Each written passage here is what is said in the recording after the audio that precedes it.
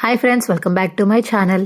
ఇక బాలు అయితే అప్పుడే ఇంటికి రావడంతో ఇంక ఇంట్లో వాళ్ళందరూ కోపంగా ఉంటారు.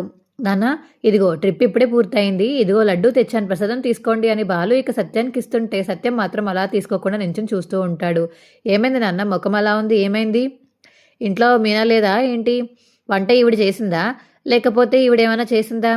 చెప్పు చెప్పు నాన్న, ఏమైంది అని ఇక బాలు అడుగుతుంటే, హలో బాలు, అలాంటివి ఏమేం చేయలేదులే కానీ నువ్వు ఎక్కువ ఊహించుకోకు అని రోహిణి అంటుంది.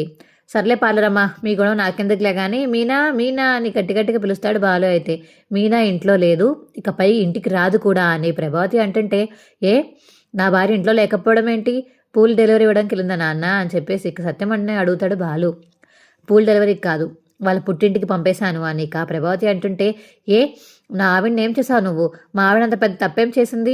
మా ఆవిడ ఏం చేసిందని మా ఆవిడని నువ్వు ఇంట్లోంచి బయటికి ఇంటడానికి అసలు నీకేం హక్కు ఉంది అని ఇక బాలు అడుగుతుంటే, ఏరా నువ్వు వీడియో చూడలేదా? అయితే చూసి ఉండవులే అని ఇక మనోజ్ అయితే వీడియోని చూపిస్తాడు ఇక బాలుకి.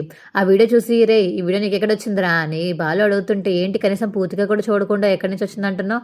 అంటే నీకు ఆల్రెడీ తెలుసా వీళ్ళ దొంగతనం చేసినట్టు అని ఇక మనోజ్ అంటుంటే, తెలుసు, ఇప్పుడు ఏంటి తెలిసి ఏం చేస్తావు?